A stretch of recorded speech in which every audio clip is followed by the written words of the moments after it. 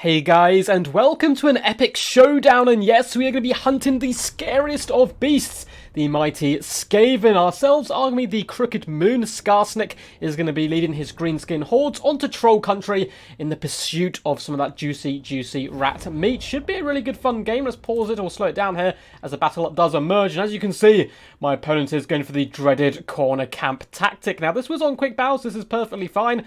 I wouldn't recommend doing it myself because it's not really particularly nice to do, and it's not well suited for tournaments either, but still, your quick bows, it is the Wild West, you can do what you wish. In the distance, we have some Goblin Wolf Riders, and covering them first because they are simply about to get absolutely slaughtered to the last gobbo. On the left-hand flank, we have a nice little skirmish core. We have the Death Creepers, regiment-renowned Forest Goblin Spider Rider Archers, mixing with the Morgrubs and Mangy Marauders, as well as some more Forest Goblin Spider Rider Archers. Some of the most annoying cavalry in the entire game. Incredibly cheap, not the best at taking down armoured units, but the sheer weight of fire can really help out in that aspect. Plus they do poison, and they're just real scuttly cheap and a big pain in the butt. For our main battle line, it's going for a similar tactic as well. We just have cheap gobbos, including some Night Goblins as well in the mix, dotted all the way along, including the 8 Pigaloons as well. And this is because of Poisoned Wind Mortars. They're very popular at the moment. And if your opponent is wasting shots into Goblins, that is absolutely fine. The rest of our damage-dealing aspects are going to be brought in with monstrous creatures and wacky inventions. Speaking of wacky inventions, we certainly have a few of them. We have the Snotling Pump Wagons, some of the most haggard units in the entire game. They're absolutely hilarious. We have some Snotling Pump Wagons with flappers as well, which just model-wise is absolutely amazing and hilarious. I believe in the distance we have some more flappers over on the left-hand side, or normal pump wagons. We do have triple Stone Trolls. Stone Trolls are incredibly powerful in the current meta. That missile resistance really helpful up against the Skaven. Big scary creatures pushing their way into enemy formation is always pretty tasty up against the rat folk. We also have a giant River Troll Hag, kind of Spirit Leech and Doom and Darkness, as well as a couple of bound abilities. And leading the force, of course, is the sneakiest of all gobbos, SKARSNIK and Gobbler. SKARSNIK is very powerful all round, comes in with fermented fungi, as well as Spite of the Bad Moon and Get Back here, so some really useful items and abilities. Plus that bonus versus large really does come in handy up against the forces of Skaven, who can bring a load of horrific forces to the fray. For my opponent here has Clan Rats and Skaven Slaves dotted through the front line, mainly Clan Rats though, is going for a defensive little box formation up on the hill here, as well as some more Rats and Slaves in the back line. We do have triple Rat Ogres, including the Pit Fighters of Hell's Deep, some of the most ferocious beasts in the old and new world. Leading them is going to be a Pack Master. Pack Masters are quite common at the moment as well, so you're seeing a lot of meta from both forces all round, and he's very deadly quick, going to be helping guide the Rat Ogres to greater feats of heroism and glory. In the central pocket, we do have a Warp Lightning Cannon, we have Warplock Jezzails, a Plague Claw Catapult, and leading the forces have an absolute whale of a time. I love this model when he's on his Screaming Bell. We have the Grey Seer of Plague, and he's just going to be floating around on that nice little bell. You can see him just enjoying his time. Coming in with the Warpstone Scroll, Vermintide of course, Pestilent Birth, the dreaded 13th spell, Unholy Clamour, basically all the summons and a ton of other spells to boot as well to help support. So we have gone very wide, looking to try and surround my opponent where possible and break into that juicy back line, which you often have to do up against Skaven. But because of the corner, we're kind of having to approach with one half our army first, and the other half is catching up as well. What you should really do in this moment is, or what you want to do, is actually slow down the right-hand side advance, let the left-hand side catch up, and you swing your army around. But because of the amount of fire pressure coming in, I'm trying to rush into the enemy as quickly as possible, looking to shut down the Warplock Jezzails because they can finish off SKARSNIK deadly quick. Although it looks like for now, my opponent is focused down the Stone Trolls, which isn't too bad. I mean, yeah, it's not great, and we are going to be breaking here, it would seem, and we're deadly close to the board edge, which is pretty scary stuff. But at the same time, we have that nice regeneration and missile resistance. Morgrubs, Mangy Marauders, and the Death Creepers lead the charge over here to try and pick apart the Pit Fighters of Hell's Deep. My opponent doesn't have too much range in form of slingers and stuff that he can really pull wide to deal with these archers. Instead, he's going to have to pull apart some of his slaves and other such units. As our advance does continue, my opponent does a really good play here of summoning some Clan Rats to try and slow us down in the front line. I'm desperately trying to whip around the flank, but there's simply no room, and these little gobbos are going to try their best though.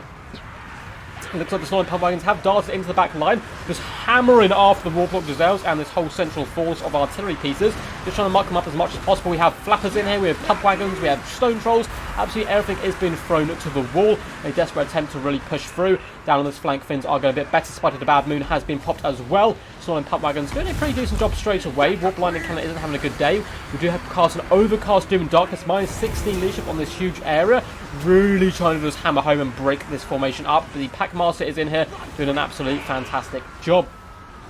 It looks like some of our solid pump wagons have been terrified off. They should be coming back to the fray pretty quickly. A big fat Scorch does go down, but luckily for us, we managed to pull our Night Goblins out of the way and charge into the fray once more, though it looks like we're not going to be able to dodge whatever this horrible spell is. Oh, and some Storm Vermin Summon coming in, doing some lovely damage to the back. We do hit the leader of the opponent army with a fermented fungi, trying to allow SKARSNIK to duel him rather successfully, but the Counter Guard army rolling over to help defend their Liege Lord.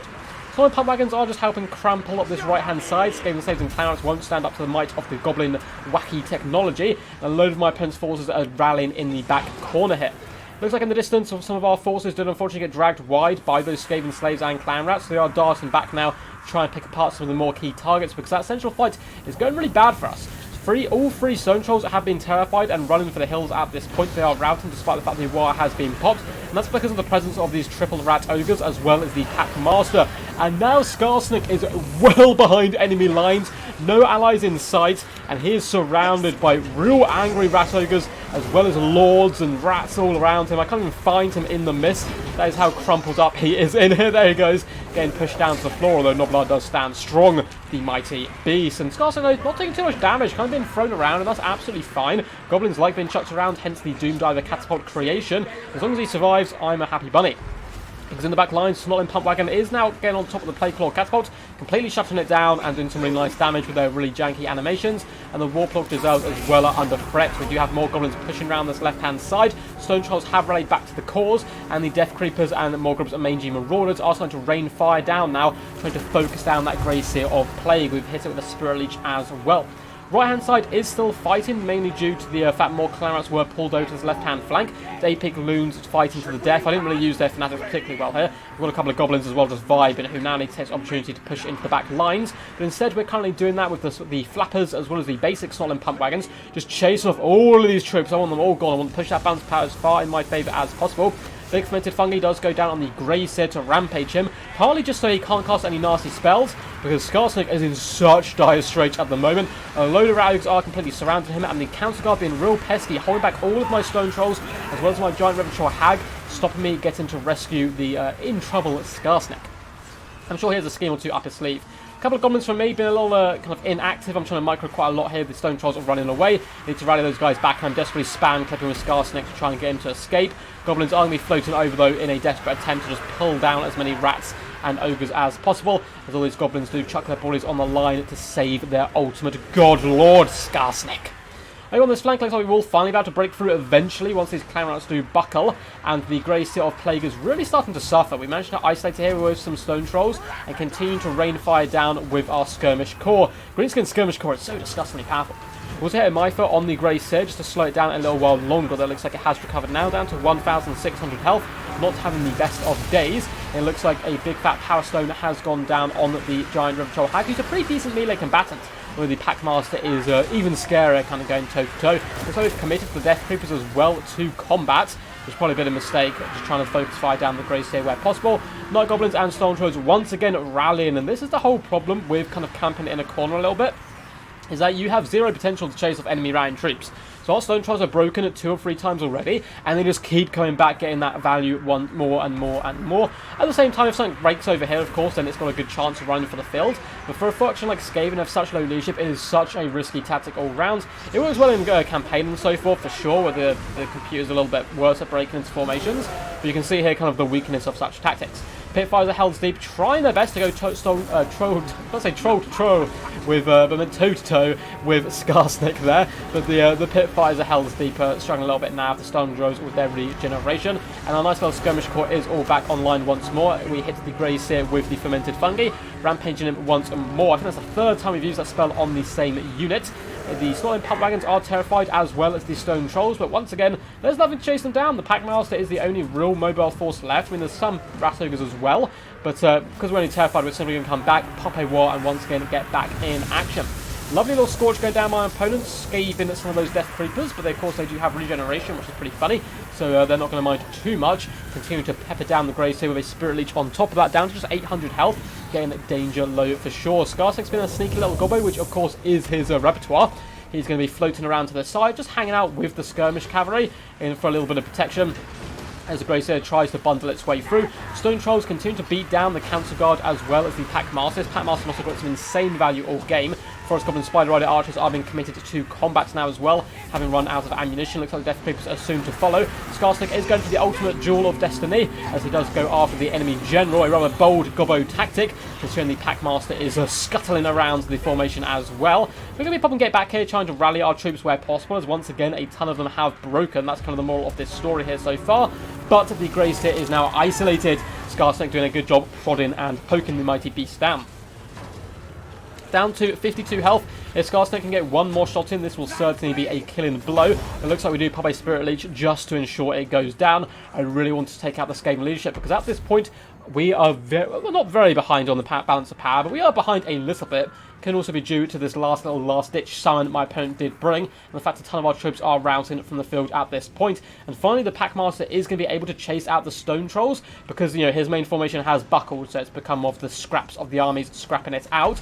Death Creepers are going to commit here to the fight up against the Packmaster, who has Grindstone popped on him, simply try and buy time for the Stone Trolls to rally. There's still 6 of the big lads here. They're regenerating the entire time, and the longer the battle goes on, the better for us. Yes, the Packmaster will be able to regenerate as well, but we can save up Winds of Magic and continue to rally our Stone Trolls and the remainder of our forces. SKARSNIK isn't even going to sit and fight the Clan Rats. He's simply going to run away. I want him to take as little damage as possible. And of course, these guys are summoned, so they will deteriorate. And there we see they fall to the ground dead. So SKARSNIK is rallying. It's always been a good battle when you get this moment where both sides are recuperating their forces. It looks like finally to 8 Peak Loons, who are really sticky. Didn't use their Fanatics, unfortunately, but they were a sticky unit all round, kind of distracting the enemy. Camp Guard have been absolutely fantastic so far. 104 kills, over 2,200 damage dealt. Absolutely disgusting stuff. And we have 2 Rat Ogres as well as the Packmaster. Balance power is still against us, but we have a few tricks up our sleeve. Of course, we have that Doom and Darkness, which could be really key here. And we have the Rallying Stone Trolls. And whenever you have SKARSNIK, there is hope in the hearts of the Gobbo people. So we advance now, taking the fight up the hill, trying to come towards our enemy, who's going to be quite happily just sitting up here, trying to make everyone kind of be as proud as possible, taking the high ground and laughing at us. All the while, the Packmaster is going to be regenerating its health. But you know, we're not having too bad of a time down here ourselves, getting our forces into position, moving our quick moving skirmishers down onto the flanks. We're going to be looking to hit these guys from the side. And the main goal here is to break the leadership of the enemy. If we can break their leadership, we're going to be in absolutely fantastic stand-ins towards the later stages of this battle. Morgob's Maiden Marauders, as well as the Forest Goblin Spider Riders there, just absolutely chilling. So we're going to fast forward a little bit, as it looks like I'm doing a really slow approach here. I'm not too keen on going up this hill. I think we were messaging back and forth during the battle as well, a little bit. So it looks like we are going to be both committing to the forces now. Packmaster going to kind of leap in charge instantly. We do pop Spite to the Bad Moon as well as Get Back here. We want that bonus versus large, as all of our spiders and sneaky wolves do collapse in from the flanks. You can see the Rat Ogres already starting to waver, although the other ones are doing it rather good with the Shot Collar pops as well as the Packmaster. Stone Trolls are deciding to hold the line this time though a little while longer, inspired by the might of SKARSNIK.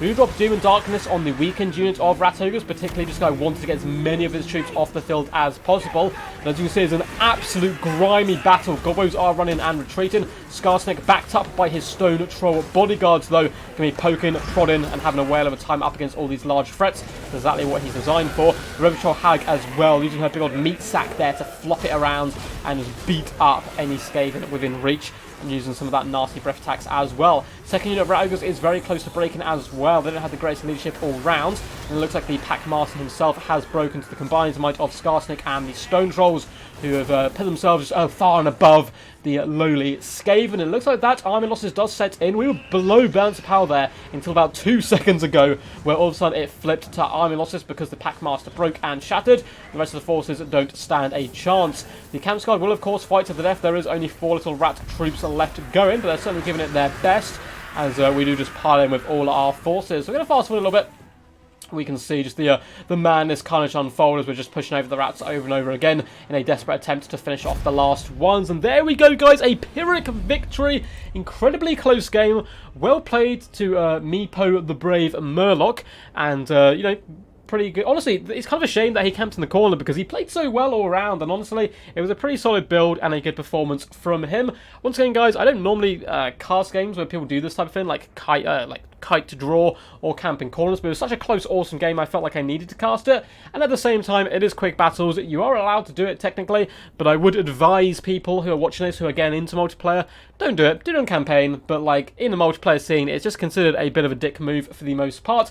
And of course, it won't prepare you either if you are looking to get into the tournament scene and all that type of stuff, because these kind of things are indeed banned, unfortunately. But still, apart from honestly, Meepo the Brave Merlic actually played really well, and yeah, he's well in his right to play that. Anyway, so no complaints from me there, but it was pretty good fun. Before we do go through the damage value and damage dealt, hope you guys enjoyed. If you did, feel free to give the video a big old thumbs up and subscribe for more Total War Warhammer content. We do drop new content every single day, as well as a couple of streams a week to boot as well. If you look down below in the description, there are some glorious links which actually work now. Huzzah! They didn't work for months and months and months, but they are back up and running, which is always good news for me. Down there, you'll find links to my Discord, where you can submit replays, join in conversation with a load of cool guys, hang out, get involved in King of the Hills, and get a little heads up on when my content is going to be coming out as well. There's also links to my Patreon where you can support me, as we got a few more recently as well, so massive shout out to everyone who supports me over on Patreon, or by becoming a member on YouTube. And to do that, you simply press that blue join button if you're a subscriber, and it'll run you through all the ins and outs of becoming a member of the Royal Duck Guard.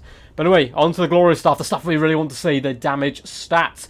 Graceseer of Plague, a really nice pick all round, big fan of Graceseers in general. They're quite fun, you don't get to see them terribly often. 129 kills, 13,000 damage dealt, 1,200 damage value. Very nice work. As for the Packmaster, not as crazy as I thought the Packmaster was going to get, but they're incredibly disgustingly powerful at the moment. 1,360 damage value, 8k damage dealt, 66 kills. Good work though, getting in there and kind of really mucking up my Stone Trolls on a regular basis. Apart from that, the Clan Rats, of course, really suffered for the most part, none of them doing particularly well at all. The Counter Guard have an absolute thorn in my side. It's so good having an unbreakable unit in the forces of the Skaven to hold down and work as kind of an anchor to the rest of your build. 2,485 damage value, 15,000 damage dealt, 119 kills. Hands down the MVP there for the Skaven forces. Unfortunately, his ranged troops didn't fare too good. We pushed it very aggressive straight away, sacrificing a lot of troops to get into the back line. Giselles did absolutely nothing. Plagueclaw Catapult got 560 damage value, which isn't great, and as well as the Warp Lightning Cannon here, 174. The Ralligers fared much better. 1,300 damage value on the Pitfires of Hell's Deep. The other two units, 750, 1,356. So good work from those guys throughout. And it's pretty standard meta stuff in the form of the Packmaster, Rat Ogres, and all that kind of good stuff. As for ourselves, we brought all of the nasty stuff, just a load of gobbos in the front line, not doing too much work whatsoever. SKARSNIK only got 18 kills, but over 1,000 damage value, and he was just an immortal god in the back line, cackling, laughing, as all the Rat Ogres kind of beat him up and chucked him around, but he doesn't matter. He'll go through any insults that you can throw at him, as long as he comes out on top in the end, and he certainly did. He was just so good and tanky, because of his kind of low mass getting flung around. He really distracted a lot of my opponent's forces, allowing me to rally my troops time and time again. The Giant River Troll Hag as well, 1,260 damage value, very good for a caster, particularly because a lot of the magic I used was in Doom and Darkness, helping breaking up formations, forcing those Skaven off the field. The Night Goblins again didn't do too crazy work, and unfortunately these poor Goblin Wolf Riders were devoured at the start of the battle. That is the risk of Vanguard and troops. Our Skirmish Corps did particularly well though. Forest Goblin Spider Rider Archers, 625 value, the Death Creepers 700. Morgrub's Mangy Marauders have a 1,100. Really good work by them. The Stone Trolls as well, so good. Just 1,399 damage value, 608 here, 1,000 on the last unit. Impressive work from them just to consistently come back, bog down the enemy, and whack those big damage where we could.